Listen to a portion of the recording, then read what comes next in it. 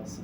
Alors, monsieur Nekunda, vous nous apportez quelle nouvelle concernant? Vous êtes un artiste, d'ailleurs, je vous présente, vous êtes un artiste et producteur des films cinématographiques.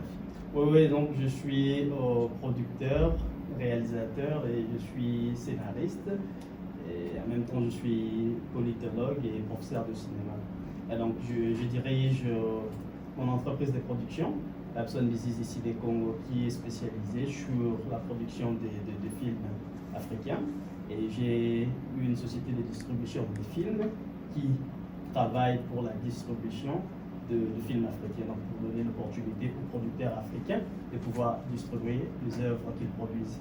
Et au-delà de ça, j'ai un institut de cinéma, Congo Business Academy, l'Institut panafricain du cinéma, donc l'institut qui est chargé, qui œuvre pour le développement de l'industrie cinématographique en Afrique, donc notamment dans notre région de Grand Congo, donc l'Angola, la République démocratique du Congo, le Gabon, le Cameroun, etc.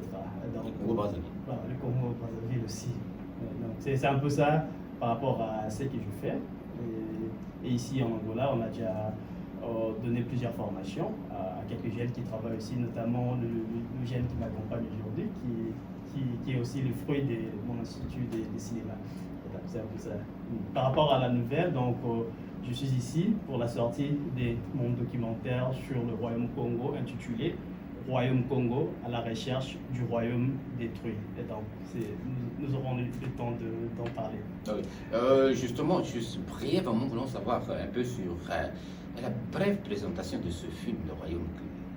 Quelles sont les motivations pour que vous puissiez présenter ce film, Ouais. Le Royaume du Congo? Je dirais qu'il y a plusieurs motivations. Premièrement, je suis Congo, et donc je suis descendant du Royaume Congo. En tant que réalisateur, je pense que j'ai cette responsabilité de pouvoir raconter notre histoire. Parce que la plupart des fois, dans le temps, et même à travers les ouvrages, donc le livre, etc., et notre histoire est généralement racontée par les Européens qui nous ont colonisés.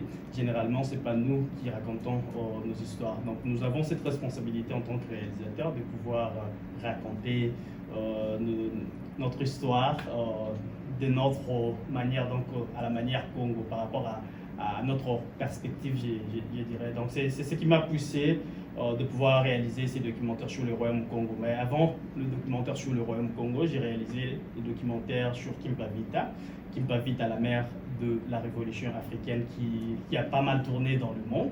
Et dans le documentaire Kimpa Vita, je parle un tout petit peu du Royaume Congo. Bon, comme c'était pas basé sur le Royaume Congo, j'ai pas eu le temps d'explorer, mais je me suis décidé maintenant de prendre le temps de pouvoir explorer et faire un documentaire qui va donner plus de détails qu'on n'a pas pu raconter dans le documentaire de Kimpa Vita.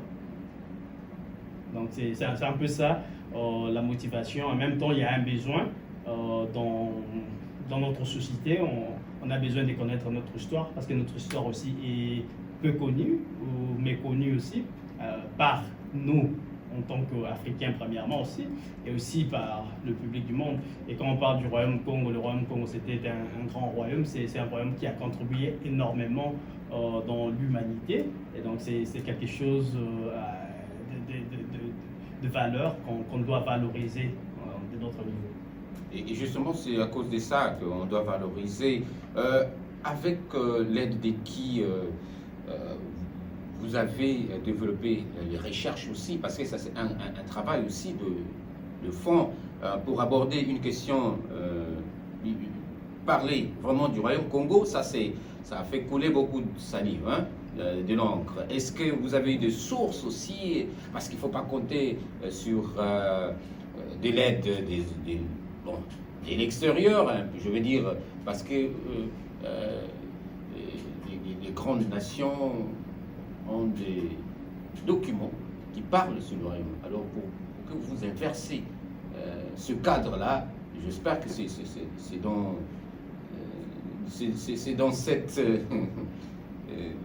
dans cette voie-là que vous avez abordé ce film du Royaume Congo.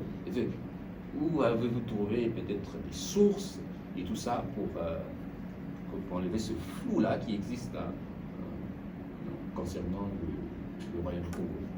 C'est vrai que retracer l'histoire du royaume, c'est pas facile, parce que déjà quand on parle du royaume, c'est du royaume Congo. C'est une histoire qui date de très longtemps, c'est pas une histoire d'aujourd'hui. Et surtout dans le documentaire, nous sommes allés très très loin, et même avant la création du royaume Congo, nous sommes allés plus loin pour voilà, fouiller la source du peuple Congo, tout d'abord comprendre d'où sont venus ce peuple, donc d'où est venu le peuple Congo. Donc on est allé fouiller très loin, on parle des migrations, je vais expliquer un tout petit peu plus tard, mais ici il faut rester en termes des sources par rapport à votre question. Donc on a utilisé plusieurs sources, mais en se basant plus sur le source Congo. Donc comme je disais, parce que c'est la version Congo qui doit être entendue par le monde entier, parce que c'est notre histoire. Et il y a des historiens, des sociologues comme le Mbuta Bachikama, non pas Patricio, le grand-père, Bachikama Bamampouya Mandwala, le grand-père, Patricio c'est le petit-fils.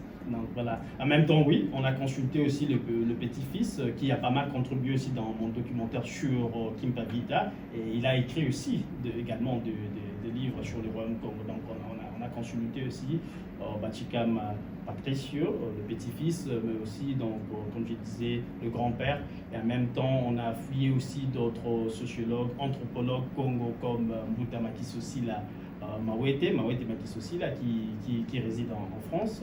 Donc on a fouillé pas mal quelques historiens Congo et des anthropologues Congo. En même temps, on n'a pas négligé ce qui est très important aussi, qui est la tradition orale, les gens ont tendance à négliger, mais on a utilisé aussi la tradition orale.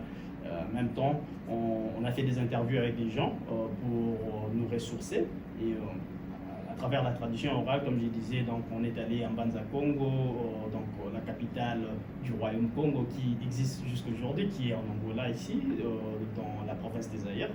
Et donc on est allé voir les autorités traditionnelles de Lumbu aussi, qui nous ont reçus, qui font partie du documentaire. Et en même temps, on réunit quelques sites historiques, des symboles, de lieux symboliques du royaume Congo que nous gardons jusqu'aujourd'hui. Donc c'est un peu ça en termes des sources. Donc on a exploré plusieurs choses. Donc ce qui n'est pas facile, comme je disais, retracer l'histoire du royaume Congo, en même temps où il y a plusieurs versions, et des versions racontées par les colonisateurs. Alors, donc vous savez, quand le colonisateur raconte, il doit raconter aussi par rapport à ses avantages. Donc c'est un peu ça. Vous n'avez pas compté avec enfin des interventions de d'autres pays qui faisaient partie du royaume Congo, non? Il n'y a pas eu d'intervention d'autres pays comme le Brazza, Cameroun, Gabon, le RDC. Ouais, c'est vrai que dans notre domaine cinématographique, c'est pas du tout facile. Nous sommes en train de nous battre pour pouvoir sensibiliser, spécialement nos dirigeants, le gouvernement du Grand Congo. En général, nous sommes en train de sensibiliser. Pourquoi? Parce que on a tendance à ne pas vraiment connaître la force du cinéma, donc l'intérêt du cinéma, alors que le cinéma, c'est un grand pouvoir. Le cinéma transforme beaucoup de choses, transforme la société, raconte, éduque. C'est tout un pouvoir, comme j'ai dit toujours, par exemple, les États-Unis d'Amérique et plusieurs pays, même l'Inde, la Chine, etc., même l'Europe. Donc, ils ont utilisé cette puissance, donc le cinéma, pour pouvoir valoriser leur histoire, leur culture, leur pays. Et nos dirigeants africains doivent comprendre que c'est un secteur vraiment à soutenir à fond pour pouvoir contribuer aussi au développement de l'industrie cinématographique. Donc c'est un peu ça. On n'a pas pu obtenir le soutien parce que c'est pas facile. Donc on a essayé de contacter avec le peu de contacts qu'on avait. On a essayé, mais on n'a pas pu obtenir un soutien. Donc pour être honnête, c'est un travail qui est fait avec nos propres moyens, avec le peu de moyens qu'on a, comme on a toujours fait avec d'autres films qu'on a déjà produits. Donc c'est la même chose. On a essayé d'obtenir aussi des moyens au niveau de la province du Zaïre, mais il n'y a pas de moyens qu'on pouvait mettre en œuvre financièrement. Mais le gouvernement provincial nous a soutenus du point de vue institutionnel. Donc c'était ça comme soutien qui était aussi important, donc nous faciliter la tâche pour que nous puissions faire le travail convenablement. Et quand est-ce que vous comptez donc lancer ce film? Vous avez déjà donc le film, vous avez donc lancé ça comment et quelles sont les étapes? Ouais, donc en fait, normalement, on a déjà fait la grande première mondiale qui s'est déroulée au Festival international du film Black de Montréal, au niveau du Canada. Et c'était en fin septembre 2019 et en début octobre 2019. Donc, et le festival était virtuel à cause de la pandémie, etc. Donc, on n'a pas pu faire l'événement physique. Mais c'est l'un des grands festivals du monde du point de vue cinéma panafricain, du point de vue cinéma africain ou cinéma noir. Et donc, au-delà de ça, on a fait aussi l'avant-première au festival Écran Noir au Cameroun, pardon. Et c'était aussi en 2019, donc en 2020. Donc, et même au Canada, c'était en 2020, donc en fin septembre 2020 et en début octobre 2020. Et au Cameroun, donc au festival Écran Noir, c'était en novembre 2020 et aussi au festival international du cinéma numérique au Bénin. Et en même temps, on a fait cette année, en mars, au festival du film Black d'Ottawa, au Canada toujours. Donc, maintenant, nous sommes venus ici, en Angola, pour pouvoir donner l'opportunité au public angolais qui font partie du Grand Royaume Congo de pouvoir découvrir ces films. Donc, l'avant-première angolaise aura lieu le 26 juin 2021, donc cette année, à 16h. Ça sera au Médiathèque. Donc, ça sera à l'auditorium de la Médiathèque de Luanda à partir des 16h. Et nous aurons une deuxième projection qui aura lieu le 2 juillet à l'auditorium du mémorial Agustin Neto. Et donc ça sera séparé en deux parties, hein, donc parce qu'on aura la projection, l'avant-première pour tout le public le 26 juin, donc à la médiathèque de Luanda à 16h. Ça sera ouvert pour tout le public. Mais le 2 juillet, ça sera juste pour les invités, quelques invités et le responsable des organisations au niveau académique aussi, et puis les autorités du pays. Alors, Nakunda, comment vous vous en sortez? Vous êtes un producteur de musique, un producteur cinématographique, avec la Covid-19 qui empêche toujours, comment vous vous en sentez pour faire exercer votre métier, surtout avec les restrictions qui se passent, votre métier, ça ne va pas être si facile, je pense. Comment vous vous en sortez?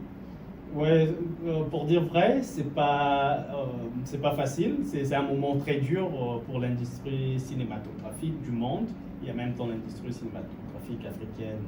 Donc on a beaucoup de difficultés. Déjà, comme je disais, par exemple, ce projet, le documentaire Royaume Congo, on devait faire l'avant-première mondiale ici en Angola et puis en République démocratique du Congo à Kinshasa. Mais le programme a été reporté plusieurs fois à cause de cette pandémie, vu que je ne pouvais pas aussi voyager pour venir ici, aller au Congo, etc. Donc c'était pas facile. En même temps, je devais faire le tournage de mon film Kimpa Vita, donc la version fiction, parce que j'ai déjà fait le documentaire sur Kimpa Vita. Et maintenant, je suis en train de faire la version fiction. Donc, on devait normalement faire le tournage l'année passée, mais on n'a pas pu faire à cause de cette pandémie qui a tout bouleversé. Donc, ça a vraiment frappé l'industrie cinématographique. Donc, c'est pas facile, mais on est en train de se démerder et voir comment on peut pallier à ces soucis. Vous vous en sortez, vous organisez, parce qu'il y a des activités qui se passent, par exemple, même ailleurs, il y a des cinémas qui s'ouvrent, n'est-ce pas? Des cinémas qui essaient d'ouvrir un peu, malgré les restrictions. Vous attendez ce moment-là vraiment pour que qu'il y ait donc une ouverture et qu'il y ait la salle pleine? C'est vrai que ça dépend du pays. C'est vrai qu'il y a des cinémas qui sont en train d'être ouverts dans quelques pays, mais ça a pris du temps, donc c'est à peu près une année dans plusieurs pays. Par exemple, on devait faire déjà de projections dans des cinémas en Europe, par exemple à Paris, en Angleterre, à Londres, dans plusieurs villes, et aussi en Belgique, à Bruxelles, en Allemagne, etc. Mais on n'a pas pu le faire depuis l'année passée jusqu'à aujourd'hui. Et je pense que on pourra avoir l'opportunité de pouvoir organiser d'ici peu. Mais l'industrie cinématographique est vraiment affectée. C'est vrai qu'il y a ouverture, mais c'est pas vraiment comme c'était dans le passé. Mais bon, c'est une histoire qui est affectée et il faut donner un peu de temps pour que la situation puisse revenir à la normale. Donc ça peut prendre du temps. Ça peut prendre un peu de temps. Peut-être, espérons que l'année prochaine, il y aura ce grand changement que nous attendons tous. Mais le festival, il y a plusieurs festivals qui sont annulés depuis l'année passée et qui n'ont pas pu aussi organiser cette année. Et il y a quelques festivals qui essaient d'organiser des événements virtuellement. Donc la plupart des festivals qui essayent de faire, ils sont en train de le faire virtuellement et non physiquement. C'est un grand défi. Hein. C'est un grand défi, mais bon, face à la situation, en tant qu'humain, on est toujours appelé à trouver des solutions pour pouvoir s'adapter. C'est pourquoi la plupart des gens ont essayé d'organiser des festivals virtuellement pour ne pas laisser un vide pendant toute une année ou 2 ans. Surtout en tant que réalisateur, moi j'aime bien ces moments quand on est face au public, on partage ces moments, on discute avec le public, échanger des questions-réponses, etc. Après le film, c'est un moment que je trouve très très magnifique, donc ça me manque beaucoup. Et cette année, quelques festivals qui ont pu sélectionner mes films, donc voilà, c'était virtuellement. On a pu faire quelques conférences en ligne. Alors merci beaucoup et surtout du progrès. Monsieur Nekunda, c'est ce que vous faites. Merci beaucoup, c'est moi qui vous remercie aussi pour l'invitation. Donc on est là, on appelle la population à venir voir le documentaire sur le Royaume Congo et vous allez découvrir l'histoire, donc l'origine du peuple Congo. On parle en même temps de la création du Royaume Congo, on parle de migration de ce peuple qui est venu du centre, qui est allé au niveau de la Nubie, qui est allé construire l'Éthiopie, qui est allé construire l'Égypte. Et c'est le même peuple qui a fait le mouvement inverse pour aller construire d'autres royaumes en même temps pour aller construire ce qu'on appelle le Grand Royaume Congo. Et aussi, on parle du développement du Royaume Congo, on parle de la situation du Royaume Congo, parce que la plupart des gens ne connaissent pas que le Royaume Congo était développé, le Royaume Congo était bien organisé, on avait l'industrie textile au Royaume Congo, on avait l'écriture au Royaume Congo, on avait l'industrie artistique qui était déjà développée au Royaume Congo, on avait des institutions politiques qui existaient au Royaume Congo. Donc on avait toute une organisation politico-administrative au niveau du Royaume Congo quand on s'est rencontré avec les Européens, notamment avec le Portugais au XVe siècle. Donc c'est tout ce qu'on est en train de raconter. En même temps, les documentaires racontent. Donc c'est un mélange, en fait, c'est la réunion du passé et du présent, parce qu'on raconte l'histoire. C'est un documentaire de voyage, on raconte l'histoire en même temps en se servant de ce qui nous reste aujourd'hui comme source du Royaume Congo. Donc on présente tous ces sites historiques, en même temps touristiques, dans les documentaires pour pouvoir montrer au public ce qui nous reste aujourd'hui. Conta, mas vamos falar agora em inglês.